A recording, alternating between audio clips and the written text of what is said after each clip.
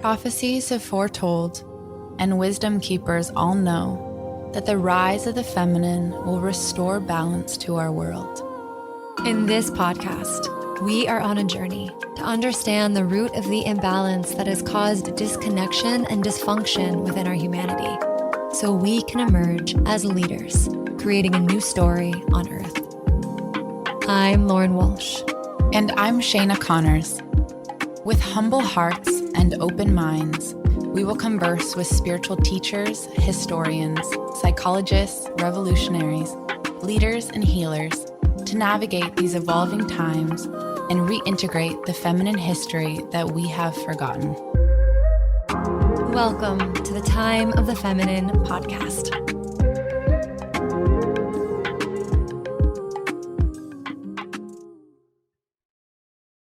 Welcome to the Time of the Feminine podcast. Today we have a very special reunion with a good friend of mine, Angelique Watson, known as Txivã in the Yawanawa tradition. And she is a sister of mine, as well as a person that I walk with on a spiritual path. And so Lauren and I today are going to have a conversation with her about the spirit of the forest, about this medicine that exists within the people of the Yawanawa tradition, and how to walk as people from a different land, of a different place, with Indigenous traditions that come from the forest. And so it's very good to have you here today, Txivã. Welcome to the Time of the Feminine podcast. And I'm going to jump in real quick as someone who is also super excited to have you here on the podcast. Before you were Txivã, I knew you as Angelique Watson. We met 13 years ago? More or less, yes. 13 years ago. Mm-hmm. We lived together and we went on a journey to the Amazon rainforest together. And a lot happened to us both there. I took one direction.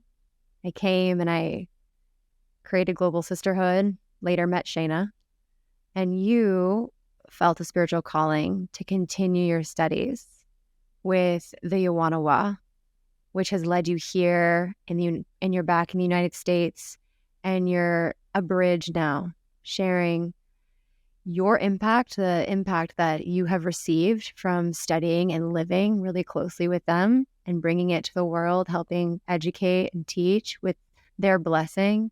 And you're also a humble student learning and growing on your path.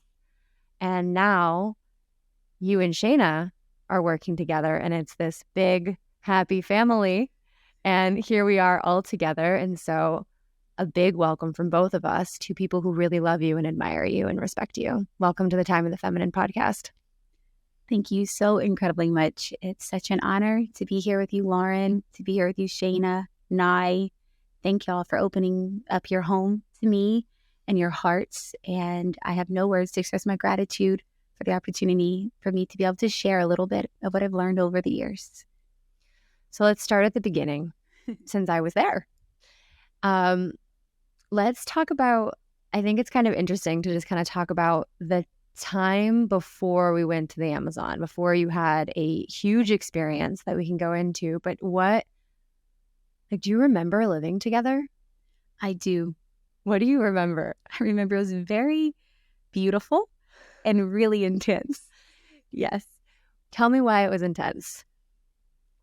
We were young and we were growing on our spiritual path. I was very new, and you were beginning to open up something deep inside. And I remember that you felt safe with me for whatever reason.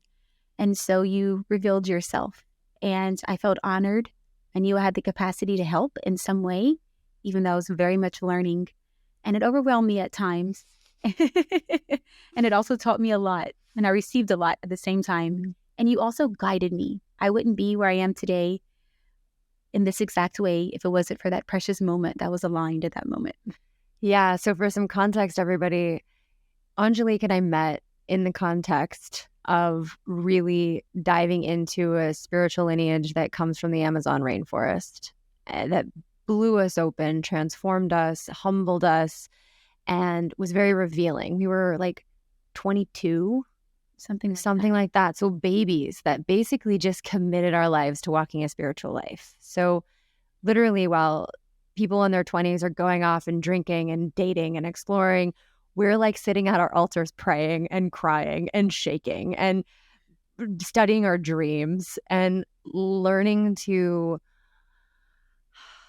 connect with a greater mystery that was calling us both, and that I know that many of you have been called by in many different forms, this mysterious force of the Creator that lives in all. And we were really devout students of it. And being in our 20s, having like our volatile experiences of being in our 20s. And I was going to the Amazon, and Angelique was like, I'm going to.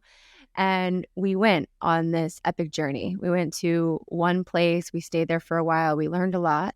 And then we had an opportunity with our friend Jordan, who's now a very good friend of Angelique's. And actually, Angelique has lived with him for many years, and his wife, Kenuma.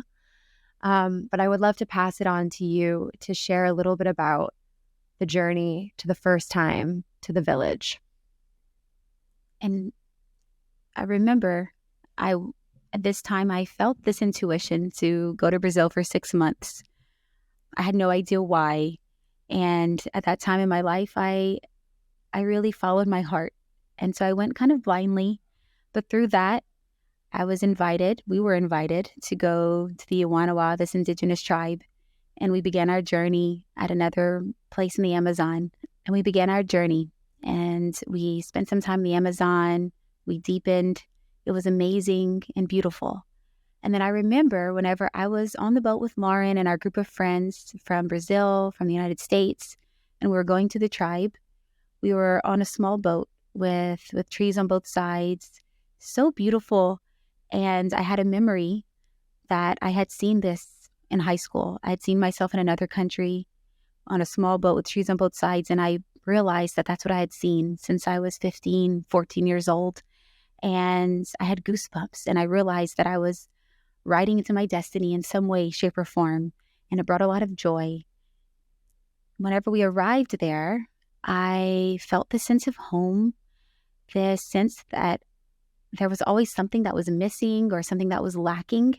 And when I arrived there, I felt this part of me was completed in some way, or felt like I could truly relax and truly trust. And from there, I opened to receive, and I met and saw the indigenous peoples and heard their music and felt their welcoming presence.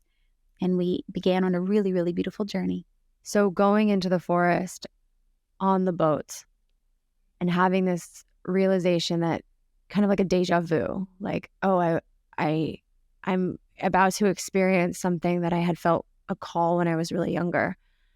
Can you tell me a little bit about who you were on that boat? Like, who were you when you were living with me? Who were you when you went into the forest before you had this life-changing experience, which we're going to get to in a moment? Like, what were you working with as a young woman in the world?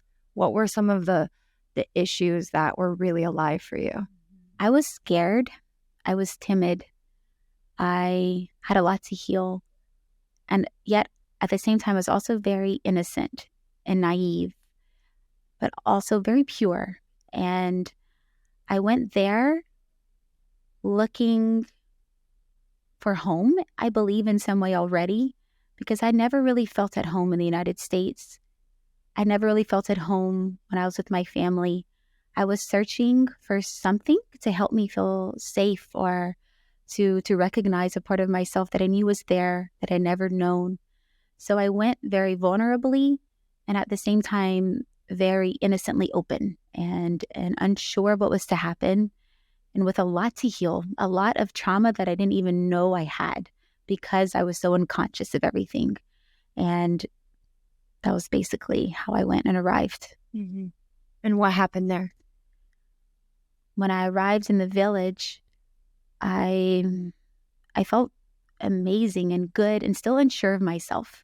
And so though I wanted to fit in with everyone and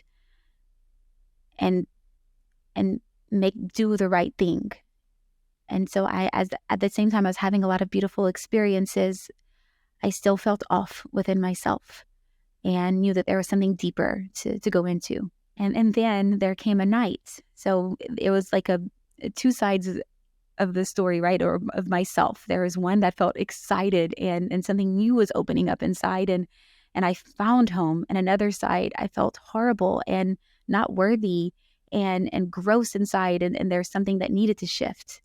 And so then one night we had a fire near the edge of this beautiful cliff. All of us were sitting around talking. I believe they were playing music, if I remember correctly. And I was walking to go sit near the fire one time, and I stumbled into the bench and my friend. And I was very clumsy at that time in my life, not fully in my body. I always needed people to help me. I definitely needed help, right? And so everyone around did that. And so the second time I went to walk to the fire and sit down and receive, I made sure to step around the bench because I didn't want to be clumsy. I didn't want to fall. I wanted to do the right thing. And when I stepped around the bench, I stepped into nothing. And I woke up. I believe I passed out a little bit. I woke up and I was rolling down this big cliff. And this cliff is like, what, 50, 60? I believe it was about 80 feet. 80-foot cliff. She stepped off into nothingness. And I was there. I saw this happen. Keep going. Yeah. And if I'd have fallen a little bit to the left, I'd have went straight down. Luckily, the angle that I fell, there was an angle in the cliff. And so I fell a little bit in the air, but then I hit the rock and I started rolling. When I woke up, I thought that I could stop because it wasn't so fast, but yet the momentum was so strong. And so I realized that there was nothing that I could do about it. And I prayed to my angels. I'm really connected with the angels, and I asked them to protect me. I asked them to please not let me break my teeth because we were so far away from civilization. I wasn't even thinking about my body at the moment. And then I had a thought. I wonder if I'm going to row all the way to the water. Oh my God, that's going to be really far. And then I arrived at the bottom and I screamed at everybody to the top. And I said, guys, I'm okay. And okay, the unconscious woman doesn't remember everything. So as she's rolling down the cliff from on top, all of a sudden you hear somebody go, oh my God, Angelique, Angelique, Angelique. And we hear nothing for like a good solid minute. And then we hear, yeah? And they're like, oh my God, are you okay? And she goes, I'm okay. I don't remember everything. Thank you for that. It's really nice to hear the perspective of people who are above and experiencing it. And so when they told me to stay where I was, I felt like everyone was being really intense. And so I sat down and I pouted. And I was like, golly, they're being so mean right now. And then I saw in the moonlight 3 Indigenous men running down to come and save me. And through that, I saw the immensity, the height of how tall this cliff was and how blessed I was to be alive, to be basically fine. And that's when I got really quiet. And I was humbled, and that's when my deepening began. And so then what happened? So I remember they came down and they got you and they brought you back up, and everybody was all freaking out, putting flashlights in all the Westerners are freaking out. I remember one of them was putting like a flashlight in your eye, checking your pupils, be like, oh my God, she has a concussion. But you were really calm. And the Indigenous people surrounded you and you started to receive healings. Can you talk about what those were, how that process was, and how it opened up the path that you now walk with them? When I fell, it alleviated something so deep inside of myself. Like I felt like I finally touched what I came there for, if that makes sense. And some of my friends came to meet me with the Indigenous men, and one of them was really scared. They were all scared, but one was telling me that my eyes were dilated, and something really calm came over me. I realized nothing was broken. My body felt fine. And I told him that it's not a moment to talk about this right now. We need to be calm. And I started playing jokes and to make everybody laugh. And then they brought me to 2 pages, shamans, healers. They did work on me. as they were doing it, I started feeling dizzy and I had to lay down. And I felt this warmth in my heart. I felt so safe. I felt like the spirits, these guides, this energy of the forest loved me and was here to protect me. And so after they gave the healing and I calmed down, I went and lay in my hammock. And later on, the female chief of the village came back to me, held my hand, and told me the spirit of the fall had left and that I was going to be okay. And so what I began to realize is that when I fell off the cliff, I fell into the very depths of myself and I fell into my mission. From that moment forward, I knew that I was home in one sense, and that because I walked away from it basically, that I had a lot left to do on this planet. And it is deeply entangled, engrossed within this culture. And it's become the preservation of this culture, this sacred knowledge, to bring this as a bridge to the modern world, to help bring this healing force and to help carry on their legacy. You know, in the conversations that you and I have been having recently, there's been this understanding that finally you have gotten back to the top of the cliff, like from 10 years prior, that this journey that you've now walked and the explorations you've now done and the studies that you've partaken in, you've now gotten yourself back to the top of the cliff. So how has that fire been burning inside of you? Like, what has been, this desire to learn and to help? Like, what has that journey been like for you over the past 10 years? And what is stoking that fire within? So basically, it's been a huge journey of self-healing, self-discovery, and liberation. I found that whenever I came back to the United States and I began working on projects to support the Yawanawa and the Indigenous peoples and to bring groups there, is when I felt the most calm. I would listen to their music as I wrote emails and connected with people, and it would bring this ancient vibration back into my being and bring a purpose in life. Through this, I have discovered and learned each time more how the Indigenous peoples, they live in direct connection with nature. And in our modern world, we live in a world of technology and a lot of mental thoughts and planning and organization.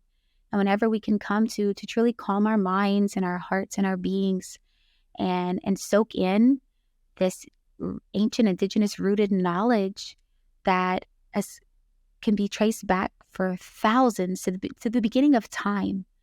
Whenever we allow this to soak and seep into our being, then we can realize the truth of who we are and what we are supposed to be doing, or what's most aligned for us to do within the world. And so it helps us, it helps me and all those that I'm around. It helps us within our relationships with our family, and how to connect with the chaos that happens in a way with something higher, with Shani, with this, that's what the Indigenous call God, or this power that encompasses all. And whenever we live in direct connection with Shani is when we can, and open our hearts to this love, is when you know that we can trust. Whenever you know that you can trust, then there's a calm that arrives, this peaceful presence. And then from here, our steps are revealed to us, and we are connected with the mission that we were born to fulfill. Because I believe that each one of us is here to live a mission, to do something. And that mission is innately here to help the world in some way. And yet with the intensity of the world, it's very easy to be disconnected, to get off track. And then that's when unhealthy patterns or not positive situations can come into our lives and seep in. And so this Indigenous wisdom, this simple truth, is what aligns us to truly live a strong, connected, aligned life.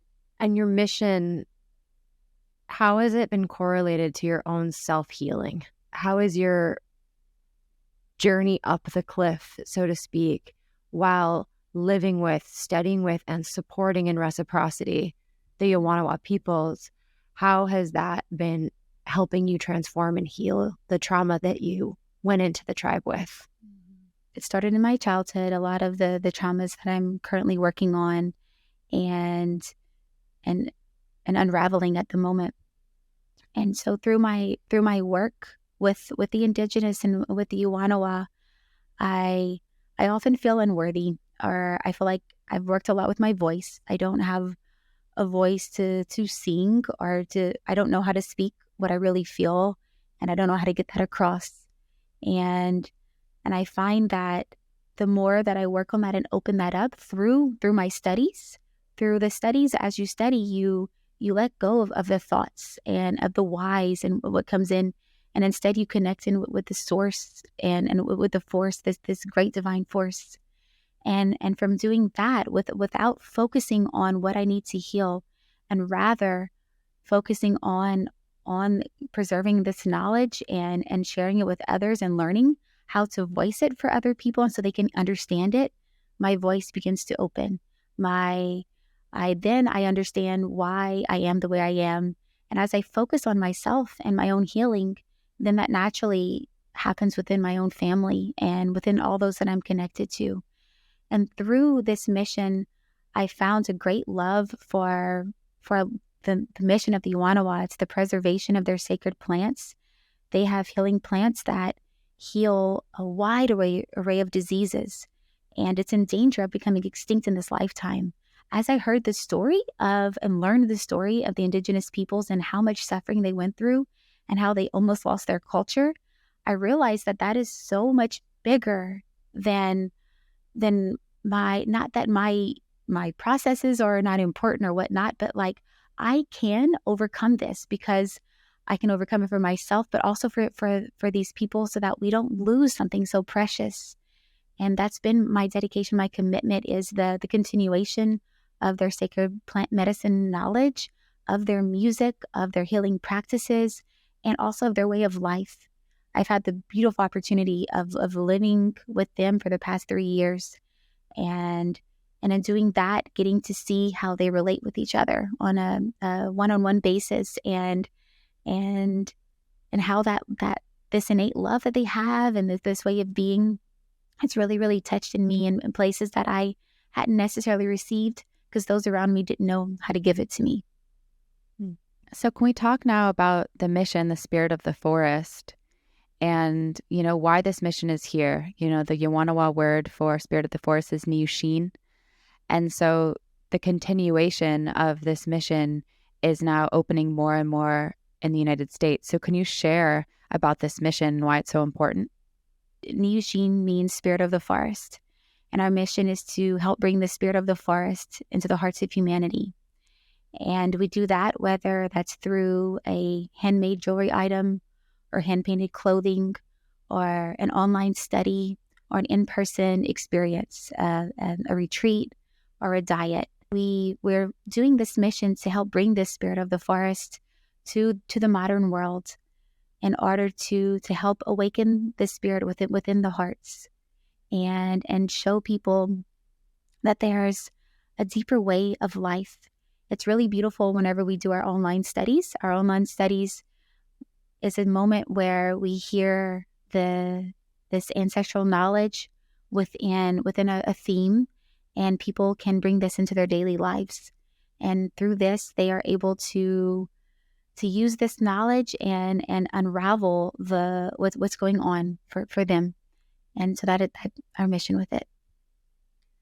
So I can imagine for people listening that a couple things have stood out in this conversation that I'd love you to elaborate on. And one is that their ancestral knowledge is in danger of becoming extinct.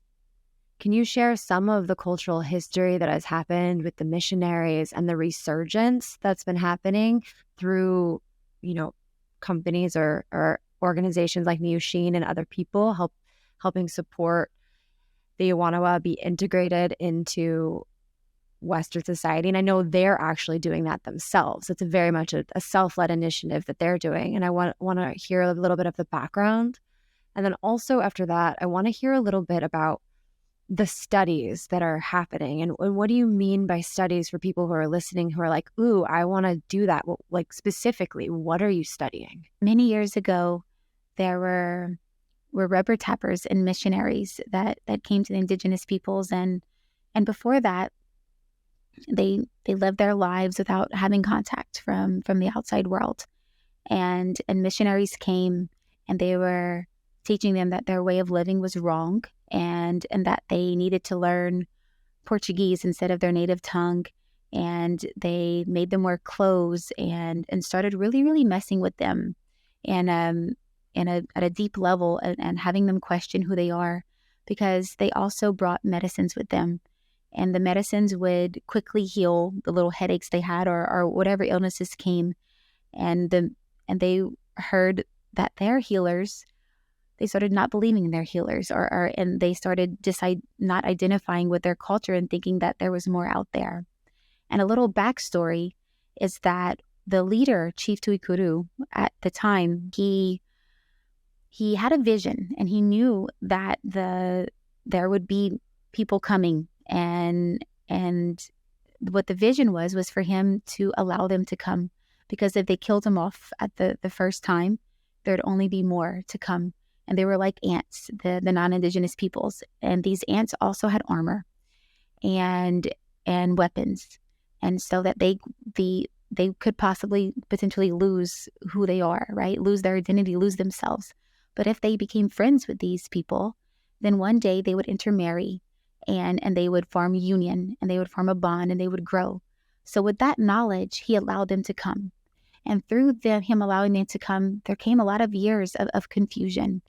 And the pages, the shamans, went deep into the forest. They couldn't handle and understand what was going on. And so they went away to continue their own studies. And after a long time, the Yawanawa came together, and they realized that this was enough, that they had the right to live in their land, and that these people were not welcome anymore. And so someone went to them and asked them to leave, and then they left. But due to that, there's a whole generational gap where none of the youth were learning the language, were studying the medicinal healing plants, nor their songs, their customs, and their culture. And whenever I arrived and came to the village, it was one of the first retreats they had ever had. And it was a really beautiful experience, because some of the youth that were there, we changed their lives. We found out a year later, with time. But they saw us asking about their language, wanting to know about their culture, and how much we respected it. And for them, they thought that we were cool. Our music, our clothes, and all that we did. But whenever they saw that we wanted to learn everything about them, they began entering into studies and to wanting to learn their language, learning their designs, their painting, this vast spirituality. And now it's a whole revolution has occurred. The younger generations are studying. We have so many projects and so many people all over the world who are helping support. So we have our company, Niyushin, and yet there's many, many companies and organizations and leaders that are here to support this precious culture and these people, so that they don't lose their culture, and that this precious knowledge can then come into the modern world and help bring this exchange of energy. So as we help, they help, and we're all equals here. I want to ask another question about this sacred knowledge and about the studies. And we say sacred knowledge, and maybe that's vague to people listening. So I'd like to ask you, and also Shayna, and maybe we could all have a conversation about our experience with the transformational power of this sacred spiritual knowledge, and the difference between their medicines and the West, and how important it is. Mm-hmm. It comes from the beginning of their time, and also something to recognize and mention at this time is that many years ago, only the elders, older, if you're older in age, would you enter into a diet. And I believe you guys have heard us speak a little bit about diets and studies. And at that time, they would enter into a diet if they were at a point in their life where they had no more hope, or they really, really needed help in a direction. And they would enter in to go inside of themselves in order to receive guidance and healing and to change and transform their lives. And now many of the youths and younger people are entering into these sacred studies in order to get to know themselves. And they do this through this knowledge that comes from a purity, from the ancestors. And it's simple and profound. The knowledge that we talk about has been received from some higher realm, and it helps us to connect with the truth of who we are beyond space and time, with this ancient ancestral knowledge that brings the force of healing and this positive vibration. And I'd love to hear from Shayna and Nye and your perspective. So it was, I guess, like a year and a half ago that I got the opportunity to get to go, and actually Shiva invited me to come for a retreat. And so I had gone down there for a week or so, and gosh, it's so crazy to think about, because at that time I was really going through a spiritual challenge where I was having a hard time discerning my own voice within myself. You know, what's my voice to hear? What's the greater voice within myself that I should be listening to? Because at that time, with the crazy world and everything going on, I would hear so many voices, and it was hard for me to discern. And so that was one of my intentions in going down there. And over this week-long vivencia, we call it, a retreat, I was able to heal on such a deep level. And there were so many different ways I was healing. One of the major ways I was healing was through the plant baths. In the Yawanawa tradition, they practice Nipoi, the art of the Nipoi, which is the medicinal plants. And so when they go into the forest, for them, it's a pharmacy. There's thousands of medicinal plants, and they can identify so many of them. And knowing that this plant is for the one that helps with childbirth, you know, turning the baby around. And this one helps for headaches. And this one helps when you get a snake bite. And so the amount of knowledge that they have here is tremendous. And when they don't have the knowledge comes to them in their dreams. And so it's almost like this magical world beyond what we can imagine in our modern culture is available to them. And so receiving these plant baths, I healed this health problem that I had for 10 years. 10 years. And allergies that I had to certain things disappeared. And so in the span of a week, I was a different person already. And the opportunity came to enter into a diet. And going down there, I had thought that maybe it was something I'd want to do, but I didn't know with certainty. And it was literally only like a few days before that I was able to get the space from Global Sisterhood, that everything kind of aligned for me to enter into this month-long study that they offer as a way of being able to connect to yourself and being able to connect to this higher force. You know, one of the things I really appreciate in their studies is that they say, like, us as humans, we're weak. But when we connect to this greater force, Shani, to this higher power, there's so much more that we can receive.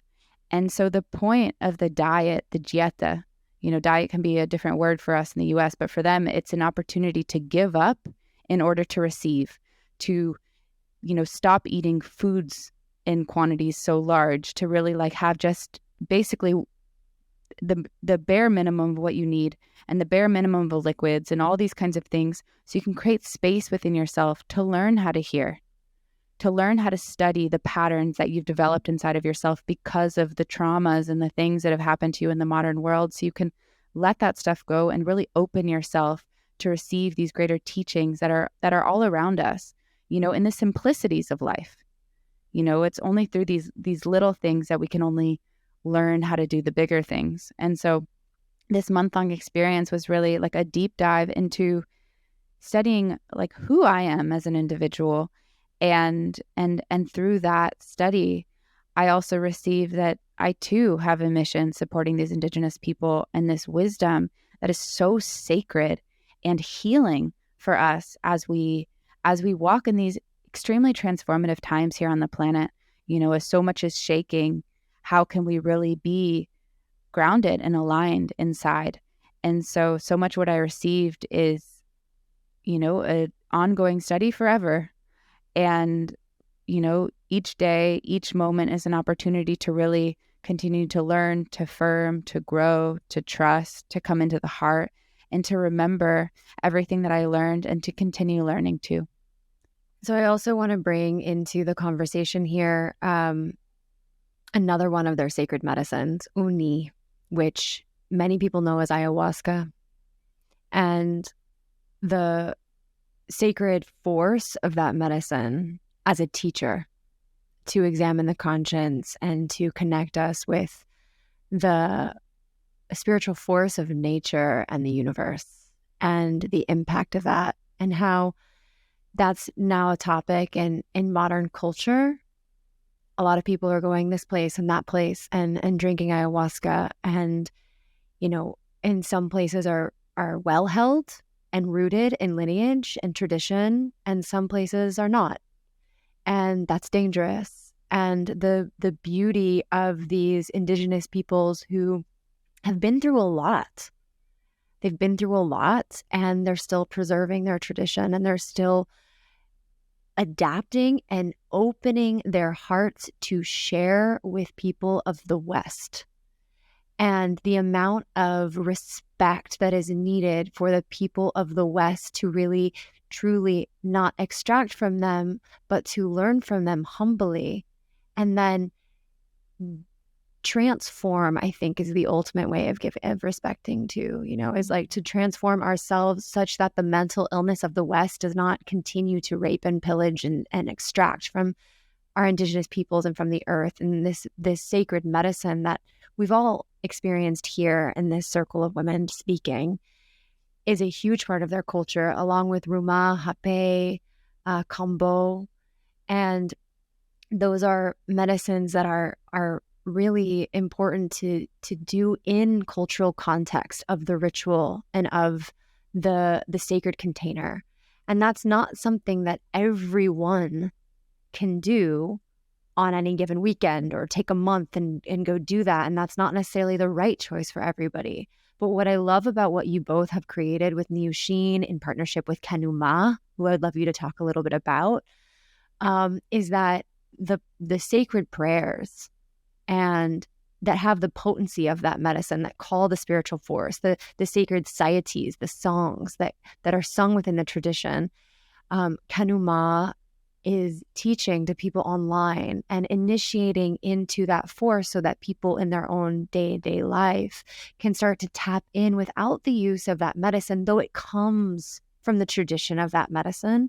And one can learn to navigate the spiritual dimensions through the opening of the songs and the opening of the prayers. And I'd love you both to talk about that. Mm-hmm.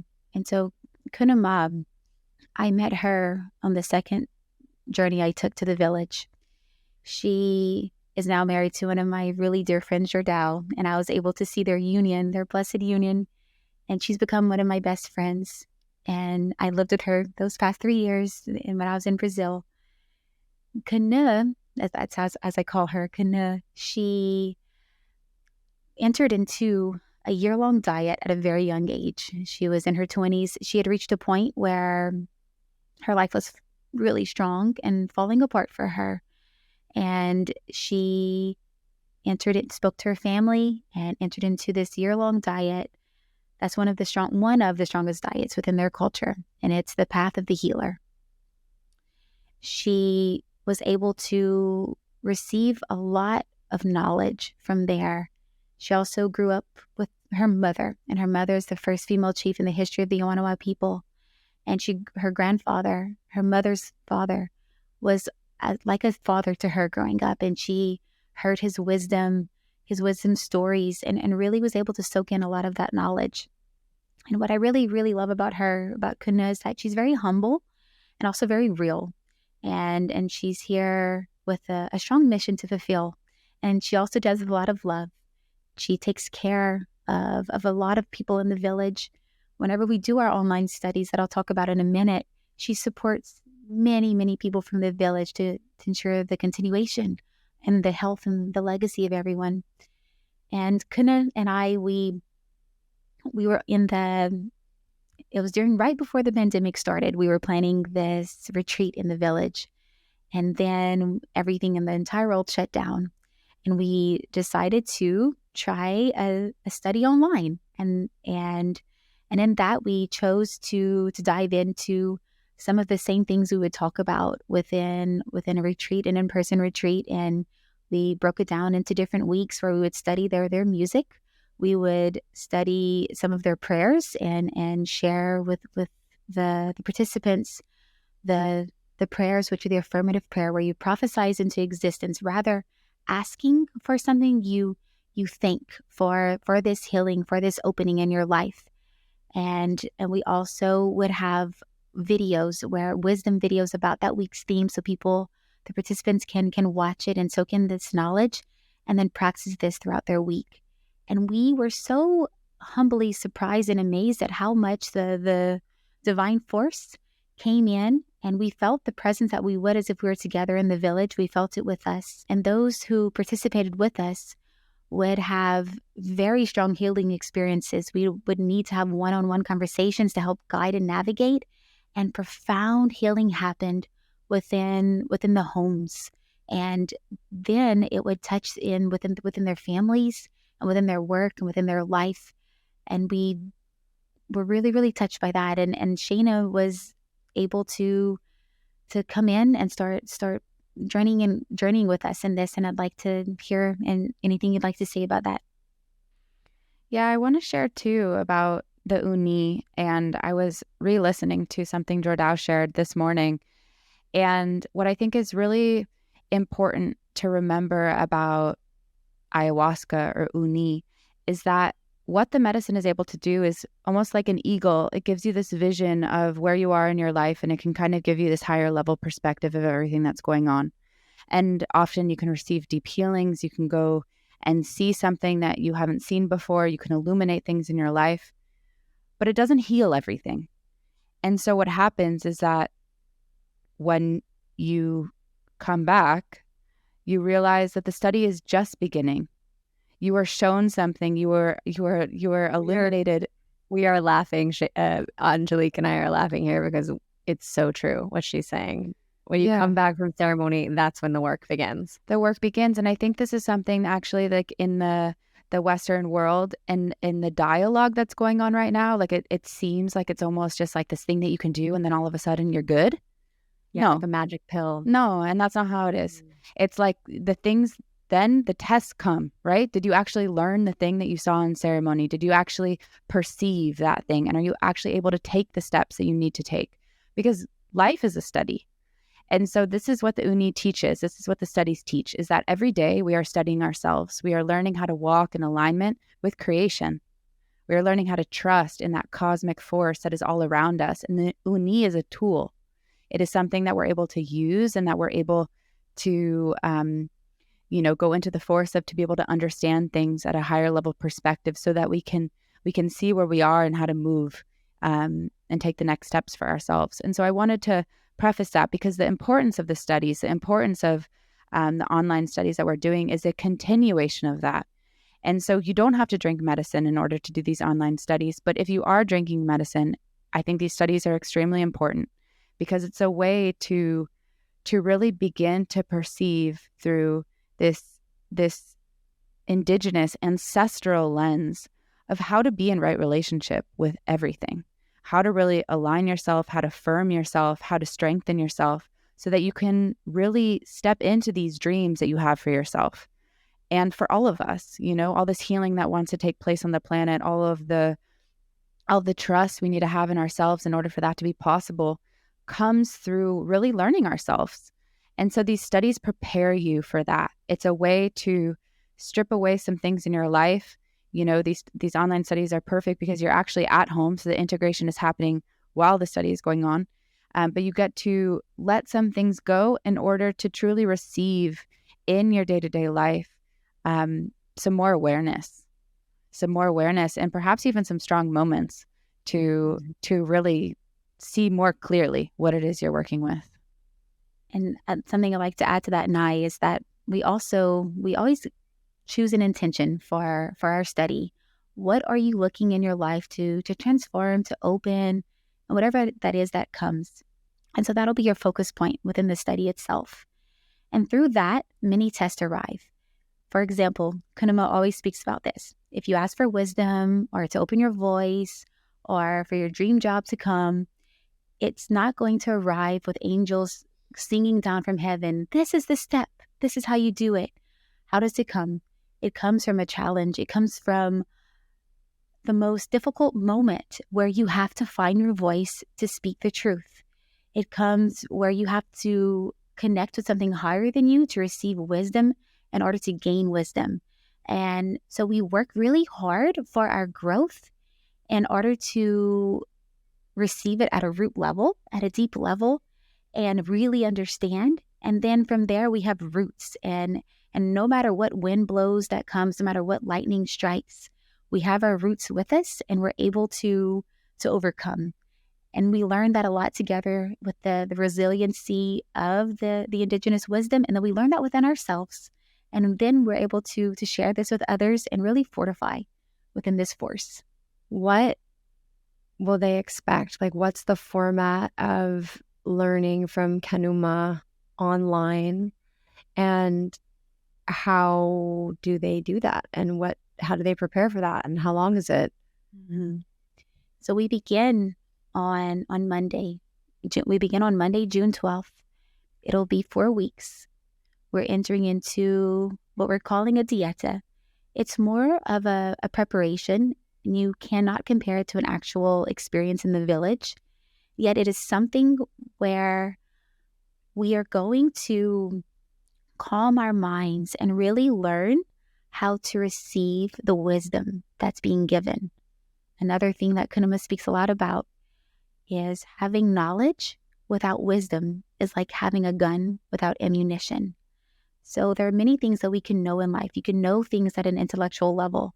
And that's what we see in our world that we're living. Anywhere you go, everywhere, right? Even especially in spirituality. Mm-hmm. I mean, I've spouted knowledge and not wisdom multiple times. Same here. And it's, you can read spiritual text and information all over the internet for anyone that you speak to.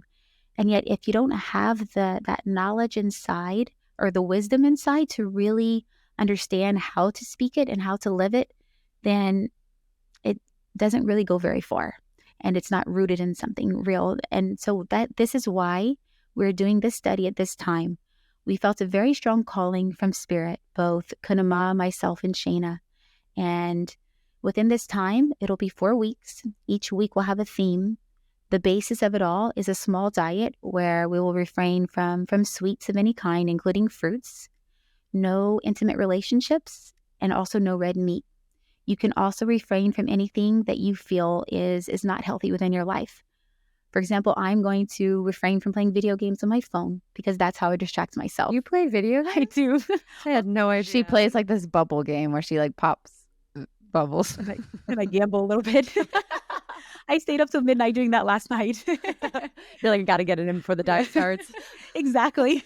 Yeah, I ate a cookie today basically for breakfast because I was like, Angelique's going to have a glass of wine tonight with me for the same reason. I might do the dieta. Okay, keep going.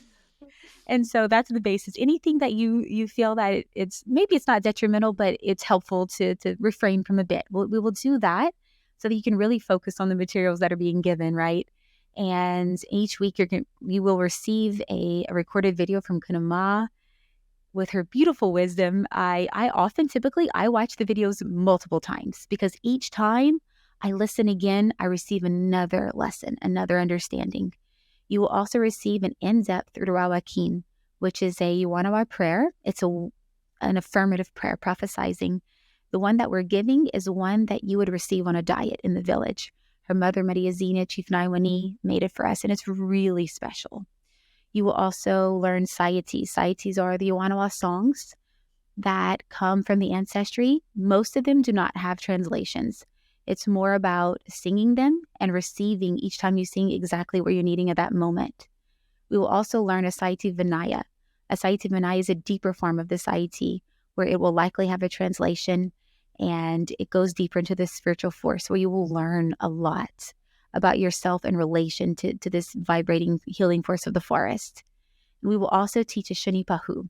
These are some of my favorites. They're from the ancient times. Some of them are real, happen in real life, and some of them come from the spiritual world. And those are some of my favorites because you get transported into another world, another time, another space.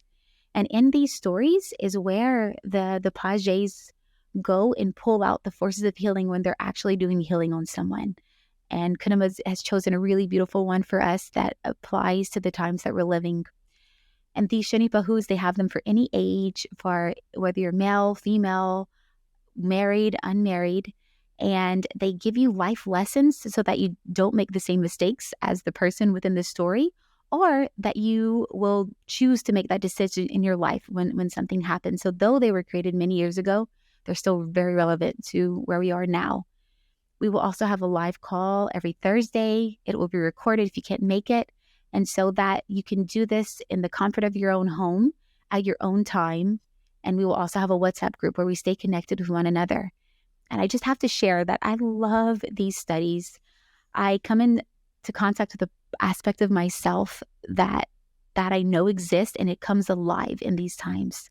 And from here, I tangibly heal, I tangibly grow, and my understanding of the Yawanawa spirituality and my understanding of myself deepens through my connection with the container that's there, and hearing the stories and hearing from other women.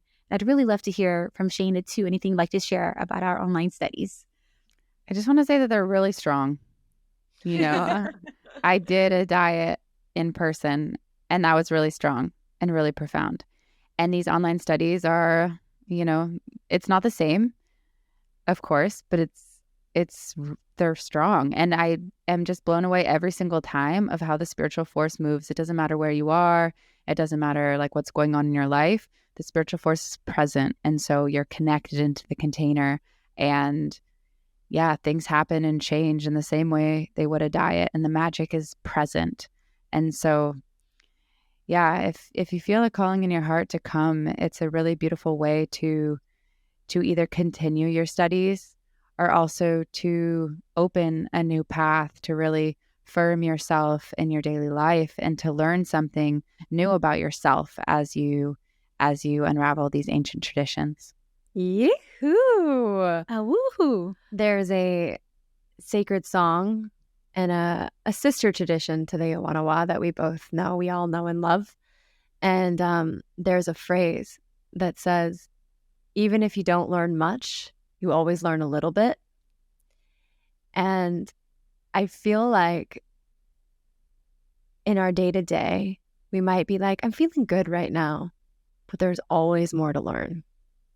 And this is such an opportunity for those of us who are super committed to walking a spiritual path, also mostly for ourselves, but also so that we can be stewards of a new world, birth new businesses, birth new missions, really spread love, spread teachings, to really humble ourselves before an ancient power and an ancient people, and learn together in community. So I want to congratulate my two dear sisters for this incredible work that you're doing.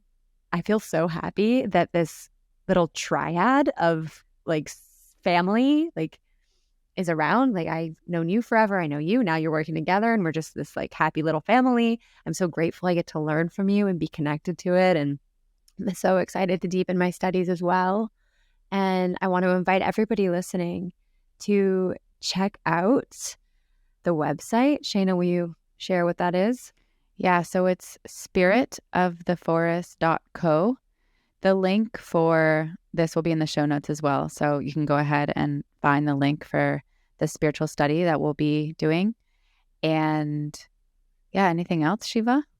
I'd like to add one little tidbit that I was reminded with you, Lauren. We were just speaking about, we can always learn a little bit. And as I was filling into this study just a few days ago, I had this realization, this understanding that we live in love, and it's really good to live with an open heart, right? And also these studies are really fun, and the spiritual force is epic and it's amazing.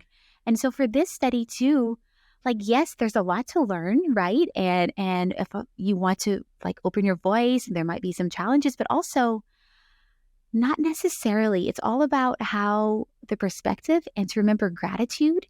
And what I feel the essence of this study is us stepping up into a new level as the world becomes more crazy on the outside.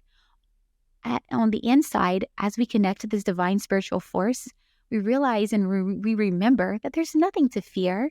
And we can, as we relax into that, then it's all going to be okay. And I just feel this loving presence here within this study. And I just have a feeling that it's going to be a lot of fun. Yoo-hoo! Well, everybody, thank you so much for another epic journey of this episode. It's really fun to talk to you and share all the things we're really into and all the people we really adore. We adore you too, and hope to see you in the study. Thank you so much for tuning in to the Time of the Feminine podcast. It is such an honor every time to be able to host these conversations and to share the stories of the beautiful people we get the opportunity to interview. And so if you enjoyed this podcast, please go ahead and leave us a review. You can do so on Apple Podcasts and write a nice note, or you can do so on Spotify by leaving stars. We so appreciate every single one of you that's taken the effort to go out and to share with others and with our community about how this podcast has touched you. It really means so much to us, since for us, this is a labor of love. And so thank you for giving back in that way.